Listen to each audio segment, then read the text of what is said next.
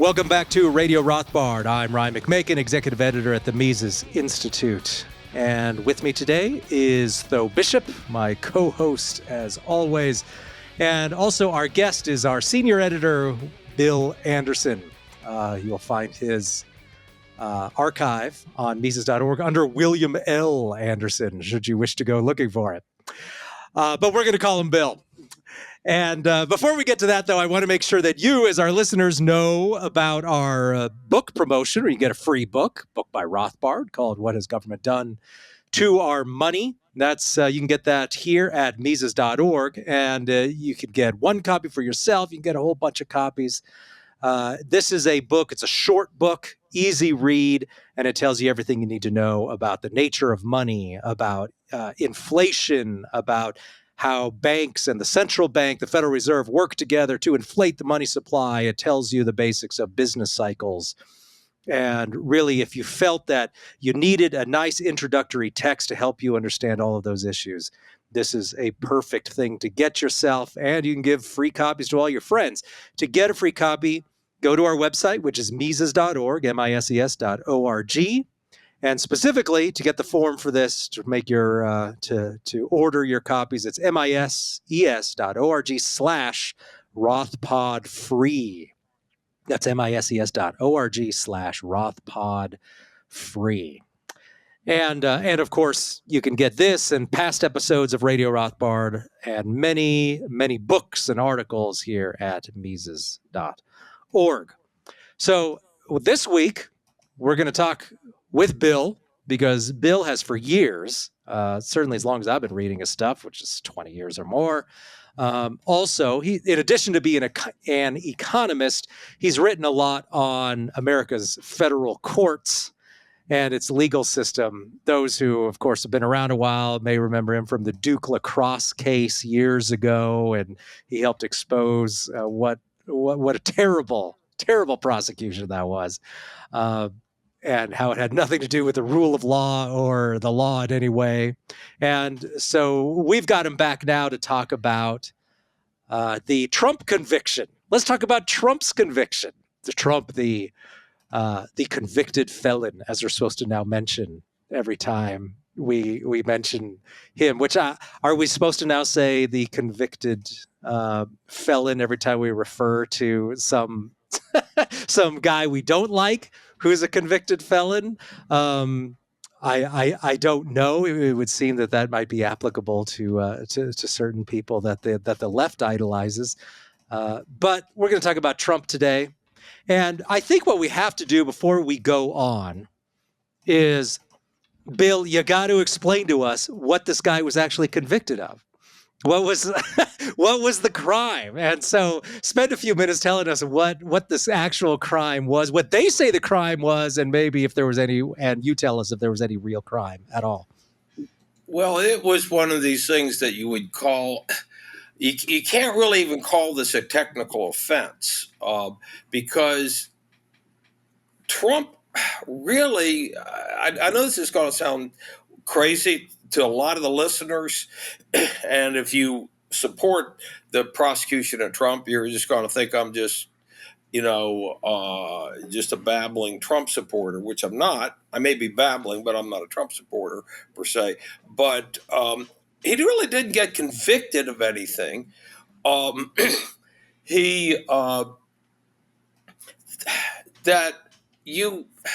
have to understand what the jury was asked to do. The jury was asked to decide whether or not Trump's actions in 2017 were meant to influence an event that had happened the year before. That is the election of Trump as president of the United States. So he was actually, if you would say, convicted of what we could only call retroactive crime. In other words, that he did something later, but it was meant to, defraud something that happened the year before, which would require time travel, which I'm not sure Trump is capable of doing that. But the other thing was that what they said was that he he had crooked entries. He paid off Stormy Daniels, gave her what, $130,000, and they put it in the in the books as a legal expense. And so the idea was, okay, he is now, this is actually was not, it was a payoff or an NDA, non-disclosure agreement. It was not a legal expense per se. And so therefore, that what they said was for every entry in there was considered a separate crime, misdemeanor. All right. Now, of course, if we just gotten convicted of misdemeanors, we wouldn't be talking. But there is a provision in New York law that says if you commit this particular misdemeanor in the process of violating another law, then those things can be called felonies. So, in other words, it is a hyper technical definition.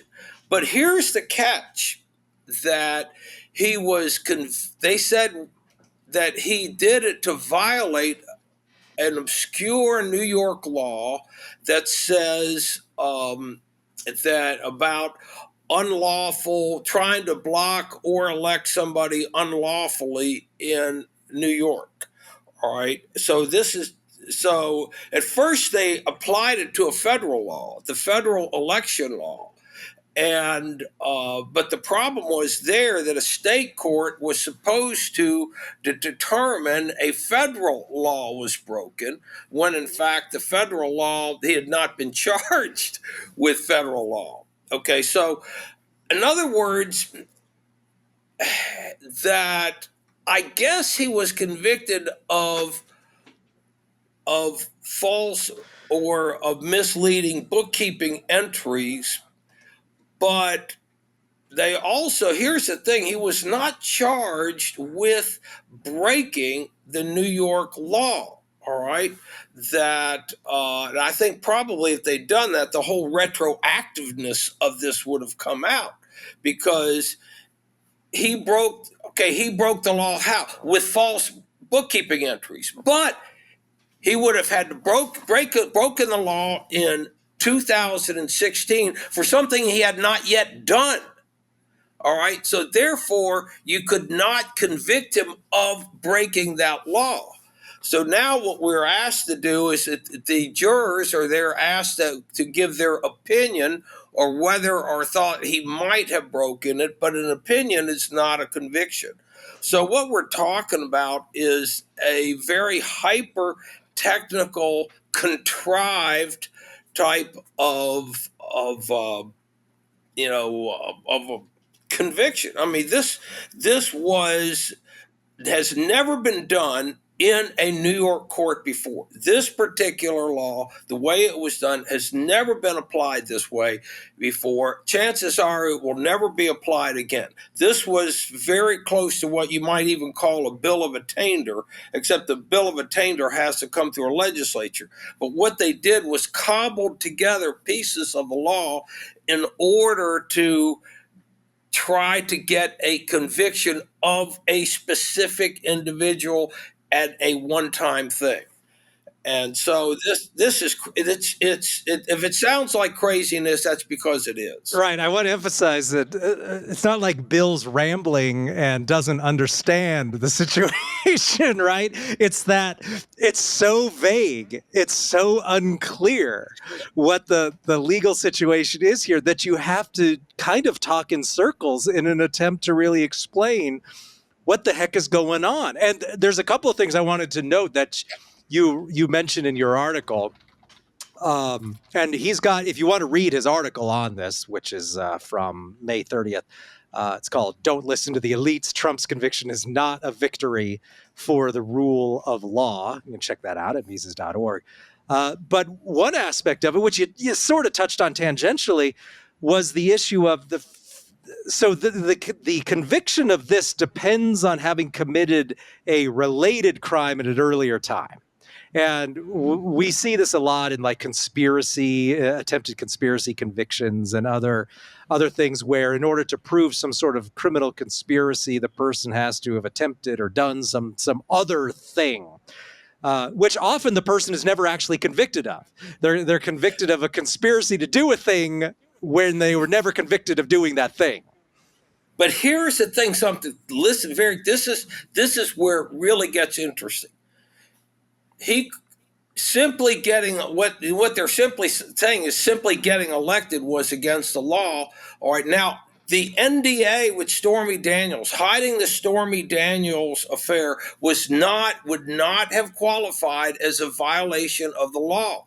Again, what they're saying is that the thing that enabled him to break the law was false bookkeeping entries, but those false bookkeeping entries did not occur until 2017. So what they're saying is he broke the law by doing something that he had not yet done.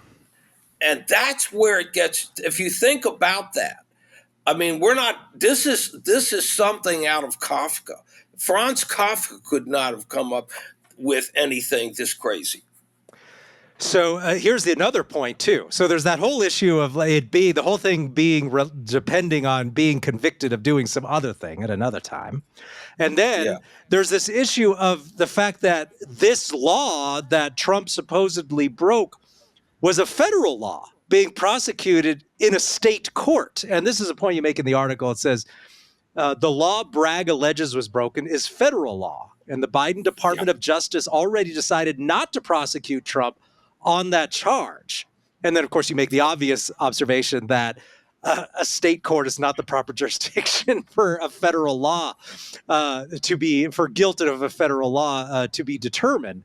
So this is quite a remarkable interpretation too, isn't it? Oh, yeah. That's how it began. But then Bragg managed to pull out a very obscure state law. In fact, if you'll see that in Connor O'Keefe's article this morning, I went and hunted that down. Andrew McCarthy pointed that out, but he said even that that particular law is probably not even constitutional, and it doesn't make any sense. And again, keep in mind that the action that Trump had not yet done would be what triggered violation of that law. Simply getting, that so you're talking about an impossibility here that, that the thing that enabled him to break the law had not been done. And so you can't say, well, because of what you might do in the future, you've now broken the law. That American criminal law does not allow for retroactive action. In other words, it's a kind of retroactivity where they would say, okay, if you do X, that's the legislature passes something, you've been doing X, and now the legislature a year later says we're going to make X a crime. Now we're going to charge you with a crime for what you did before this became illegal. That this is as close to that as you could come. I don't see how the courts can ignore it, although we're talking New York appellate courts, the appellate court of criminal appeals in New York, and then the New York Supreme Court. They're dominated by Democrats, and I suspect that they'll just pretend like it never happened. And I do not look for them to overturn the conviction because they're Democrats. I mean, this has been the Democrats, as Connor O'Keefe points out, the Democrats have been saying, we want to get him on something. We want to, their goal is to get him in prison, okay? To charge him with crimes, convict him of crimes, put him in prison. That's their goal. And so I cannot see Democrat judges in New York doing otherwise. I think that they'll just go ahead and just pretend like it didn't happen. And then I think this is the important point too, because this goes to the broader political environment that we have ourselves in, and it goes to this myth of neutrality, this myth of political independence. It goes to what essentially this era really is, which is the breaking down of every single political norm to the extent where everything is part of this political battlefield. It is destruction by. There is no price that a political opponent, just say the left, because of this particular example, there's no extent to which the left will not go to. There's no norm that they will not destroy in order to conquer, in order to have their side win. And as you mentioned, it's kind of a turtles on down sort of dynamic here, because you had a situation where the judge in this case, right, he was admittedly small, but a donor to President Biden, right, his chief political rival in this case. His daughter, her firm has made, I think, over close to $100 million doing consulting work for the Democrat Party. This point was made, but it's okay. The New York Board on Judicial Ethics cleared the judge and said there's no reason to question his impartiality. Well, surprise, surprise. Oh, well, if the New York Board gave their stamp of approval, then obviously there's nothing wrong there. You've mentioned the appellate court that New York's going to face. Eventually this might end up in the Supreme Court if this is, depending on the legs of this going forward. That will be a different audience. But this goes to, I think, one of these dynamics that we've seen play out in January 6th. We've seen it play out with various issues of these political persecutions. I mean, let's not forget that that the same state, New York, right? They convicted someone. You have someone serving jail time for sharing a meme. Hillary supporters vote by text, right? The same sort of social media content that is benign, it's commonplace, it's stupid, but this is the game we live in. These are the joys of democracy. This same state has locked up people for doing these ticky-tack political things.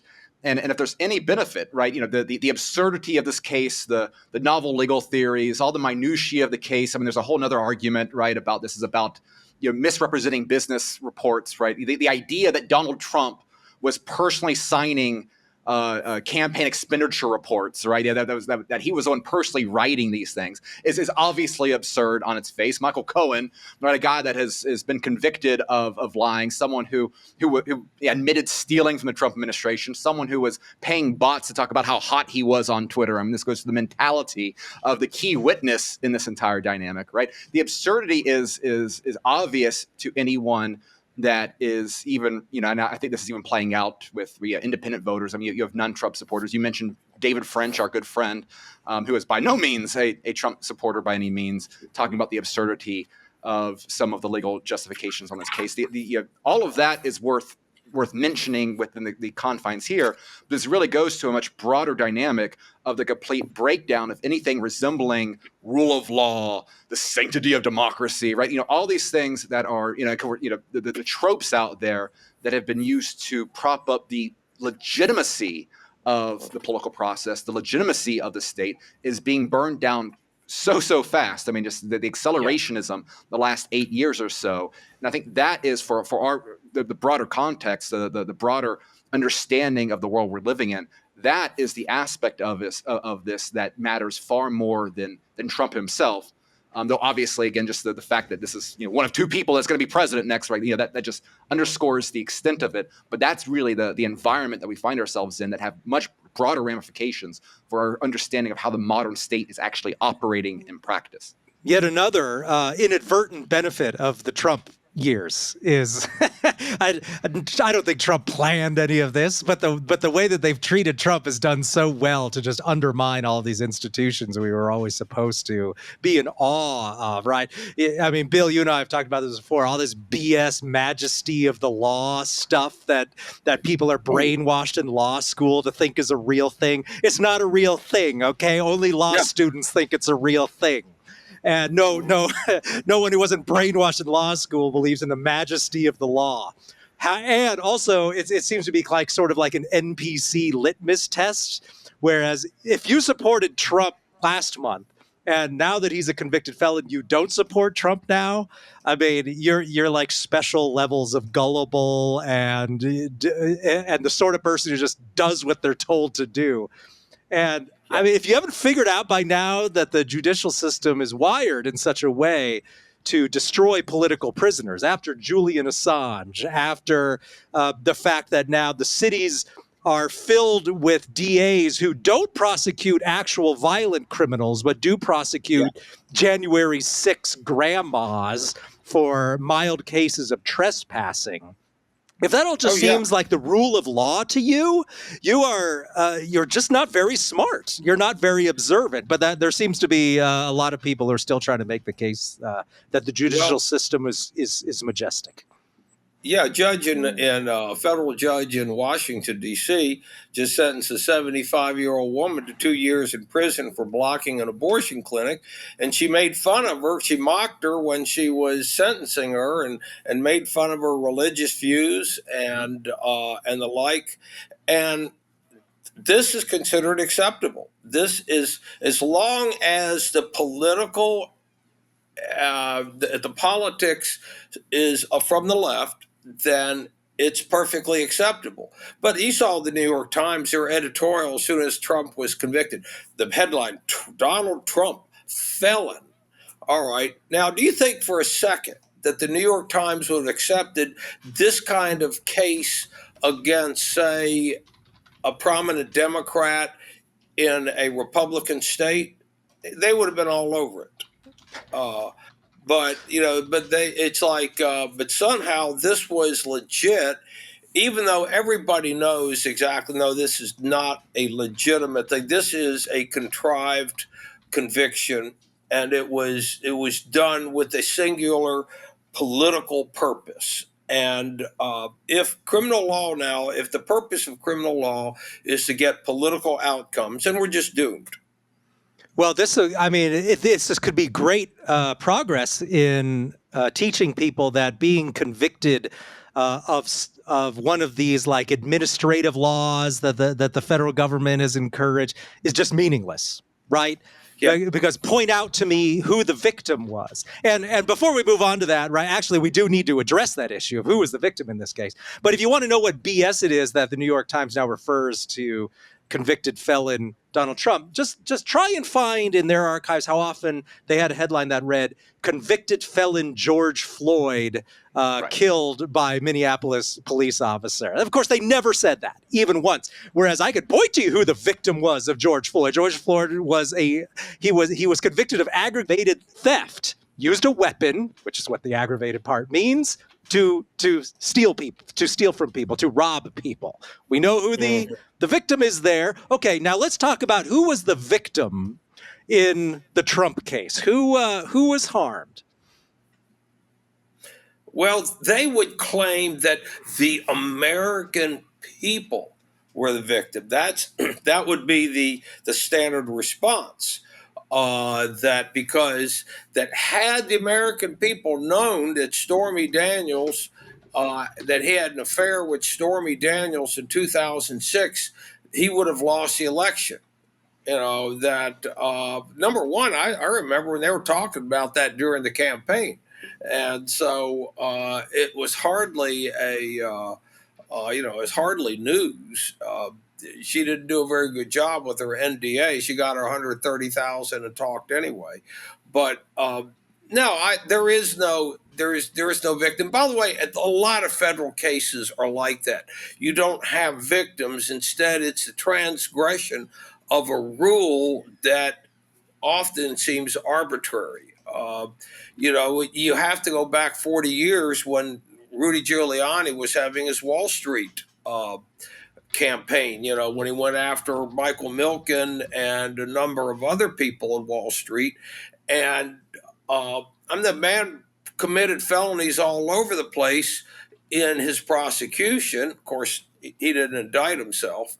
And, he got away with it. And not only that, the New York Times aided and abetted criminal behavior on his part, all the while tut-tutting about the rule of law and all that. But yet, Michael Milken wasn't breaking any laws. And so it's we've allowed this kind of absurdity to go on for a long time. But the reason it goes on is because American elites, especially elite journalists and people in these higher positions, have encouraged it. And, had the New York Times 40 years ago said, wait a second, Rudy Giuliani is a blowhard trying to feather his political nest. He's breaking the law doing it. He's charging people with things that have never been charged before. that this is an absurdity, but instead the New York Times aided and abetted the whole thing. And so that's the thing we also have to understand. It's not these great unwashed populists, the people that we're supposed to fear and look at. It is the educated among us. It's the people that are the elites in our, the governing elites and the political elites, the educational elites, the journalistic elites. They're the ones that are actually the biggest source of the problem. And it should be noted also that the way the laws are written is to provide leeway to target people who become a danger to the regime as well, right? Normal people, and this is true in so many things. Are you going to be censored? Are you going to be attacked? Is the media going to launch a smear campaign against you? We all know that you can say pretty much whatever you want as long as the regime doesn't see you as an actual threat. But once they see you as an actual threat, well, then they have this endless reservoir of laws and regulations that they can use to destroy you, and which prosecutors use at their discretion. They don't use them against normal people who are deemed to be marginal. The purpose of these laws is to have them there to be able to use them against your political enemies when you want. And many very astute observers of freedom, many classical liberals throughout history have said something to the effect of, on many different occasions, the definition of tyranny is when you have a proliferation of laws where the regime could just pick and choose and convict people of whatever it wants in a variety of different ways. That it just has the ability then to use the legal system to silence people. And they don't use these laws against everybody. They only use them against people who are trouble for the regime. And I've never really quite understood why the regime hates Trump so much.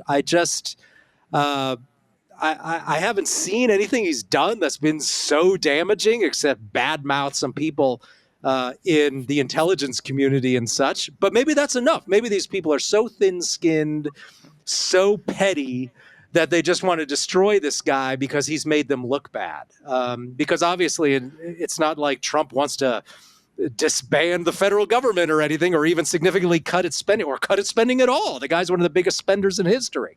But for whatever reason, the regime doesn't like him, so they're using all of these usually untouched laws that they keep around just in case they need to destroy someone they don't like. And I want to push back just a little bit, because I think I think this reflects the breakdown of their panic mode. Is that we've now seen that it is actually average folks that are being caught up in some of these laws, not because they view those individuals, right, as figures that they themselves are a threat to regime, but to set an example, a chilling example elsewhere. And I think that the reason why they're having this sensitivity is the fact that Trump was as successful as he was, not in legislating, not in actually draining the swamp, not in his actions, but what attracted people to him in the first place, right? I mean, Trump is probably the most moderate, non-ideological leading political figure that we've had in quite some time. I mean, don't quiz me on what strong ideological convictions Bob Dole had or anything like that, right? But if you look at it, I mean, this is a 1990s Democrat running in the Republican Party. And currently, right this day, right after all of this, I mean, he's out there endorsing like the most moderate Republicans possible, even while complaining about et cetera, et cetera. I mean, it's easy to criticize the follow through and strategy of what Trump means in practice versus what he means in theory. But the issue is that Trump, as such a repulsive figure to the levels of power, that they've never been able to get it away. The fact that he doubled down. I mean, I think it's a very interesting counterfactual, right? If Donald Trump had not questioned the legitimacy of the 2020 election, does this trial go forward, right? Obviously, we know the Georgia prosecution wouldn't be, that's to be fair, that goes directly to that. Would he be facing federal charges over the handling of documents? Well, we've seen plenty of examples of politicians and vice presidents and things like that in the past that have done these same things, right? Who have never faced the sort of issues that Donald Trump has faced with documents being, held in a bathroom in Mar-a-Lago in the right? But it is the fact that, again, hitting at the perception of legitimacy of these things, hitting at what he represents as a middle finger of voters. Again, as imperfect as he is, right? I mean, That's not a defense of Trump policies, but it reflects the mindset of a large portion of Americans. And that's one of the things I find very fascinating right now is if we look at the political fallback, 4 months ago, 6 months ago, right, I thought that if you have Trump listed as a felon, that you're going to have a massive pull away from independent voters, like the Trump 16, Biden 2020 voter, right? The suburban wine moms of the Atlanta suburbs, right? The John McCain voter in Arizona, some of those districts in some of the Rust Belt states that went for Obama twice and then Trump in 2016. There was a persuadable area there that would get tired of the ickiness that comes to Trump. And of course, the details of this are not exactly something that you would like to, would want your mother to read about you, of course. But what's fascinating is that in spite of all this, in spite of, 34 counts of guilty, in spite of this new, prefix that, every corporate media is going to have in front of Trump, the immediate polling afterwards is, Trump is still winning national opinion polls right now. I mean, a couple points, but still, if you have a Republican that has the majority lead on a national sort of a public vote, then what that means translated to the Electoral College is very different, because we haven't had a Republican actually win the outright majority very, very often in recent political history. And the fact that you have that persuadable swing voter, however you might think about that demographic, that they are not budging to this, for one, speaks to the larger economic turmoil, right? People are a lot more concerned about their economic well-being than they are about these legal proceedings.